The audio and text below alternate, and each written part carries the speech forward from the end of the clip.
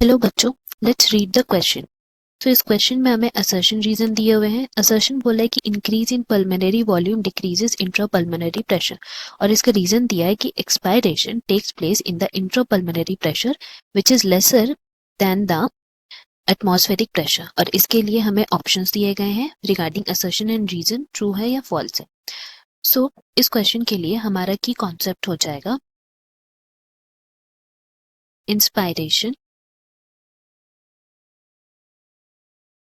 And expiration. तो inspiration and expiration हम लोग बोल सकते हैं इसके लिए कि first of all as we know that human respiratory system में lungs play a very important role, and जो हमारा इनटेक होता है एंड आउटटेक होता है एयर का, उसी को हम लोग इंस्पायरेशन एक्सपायरेशन बोलते हैं रिस्पेक्टिवली, जिसमें inspiration is intake of air and expiration is outtake of air. तो बेसिकली इसमें होता क्या है कि there is movement of air in and out of the lungs, जैसे कि हम लोग अभी बात किए।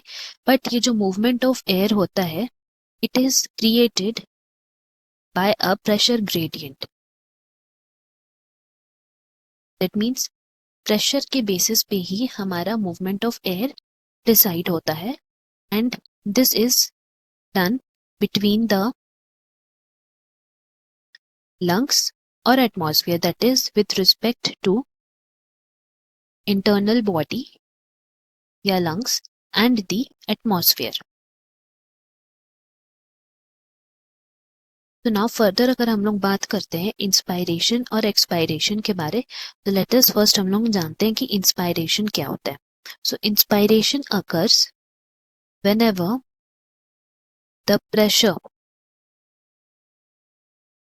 within the lungs, that means lungs के अंदर का pressure is less than the atmospheric pressure। इसका मतलब है कि एक नेगेटिव प्रेशर ग्रेडियंट बनता है in the lungs with respect to atmospheric pressure, तब उस प्रोसेस को हम लोग इंस्पायरेशन बोलते हैं। नाउ सिमिलरली एक्सपायरेशन इसका जस्ट ऑपोजिट होगा, दैट इज इसको हम लोग एक्सप्लेन कर सकते हैं as pressure within the the लंग्स more than the atmospheric pressure। तो ये हुआ इंस्पायरेशन और एक्सपायरेशन का। अब इसमें जो प्रेशर ग्रेडियंट का हो रहा है उसको हम लोग इजी वे में एक्सप्लेन कर सकते हैं कि एयर फ्लो को हम लोग कंसिडर करते हैं कि ये एयर फ्लो जो होता है it is all related to the pressure gradient. Pressure की वजह से ही एयर एक जगह से दूसरी जगह फ्लो करता है। सो हम लोग कह सकते हैं कि जब कभी भी एयर जो है वो फ्लो करता है then it flows from higher concentration to lower concentration. इसमें हम लोग बोल सकते हैं कि वाटर को ही देख ले, वाटर में जो सोल्यूट्स प्रेजेंट रहते हैं वो higher concentration to lower concentration move करते हैं सारे सोल्यूट्स। ठीक उसी तरह एयर के लिए भी है, एयर जो है वो हायर टू लोअर कंसेंट्रेशन जाता है। तो यहाँ पे जैसे हम लोग देखेंगे अगर इंस्पायरेशन का, तो उसमें लंग्स से बाहर जा रहा है, दैट मीन्स लंग्स इंस्पायरेशन के केस में लंग्स में आ रहा है बाहर से, तो उसमें क्या होगा कि बाहर में प्रेशर ज्यादा रहेगा, कंसेंट्रेशन ज्यादा रहेगा, तभी आ पाएगा अंदर। सेम एक्सपायरेशन के केस में देखेंगे तो प्रेशर जो है बाहर एटमॉस्फेयर में कम रहना चाहिए, तब जाके फ्रॉम द बॉडी लंग्स से प्रेशर वहां ज्यादा रहेगा, तभी जाके एयर बॉडी टू एटमॉस्फेयर जा पाएगा। सो यही एयर फ्लो में होता है इंस्पायरेशन और एक्सपायरेशन के केस में। It all depends on the pressure gradient.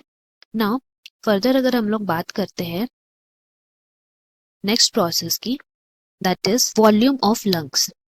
तो अगर हम लोग वॉल्यूम ऑफ लंग्स के बारे में बात करें तो इसका मतलब है कि एयर कितना इनटेक होता है लंग्स में, जितना वॉल्यूम में रहता है उसको वॉल्यूम ऑफ लंग्स बोलेंगे, and that all depends on the intrapulmonary pressure.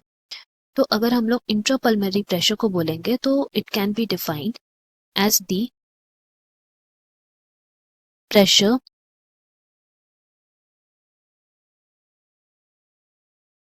inside the lungs।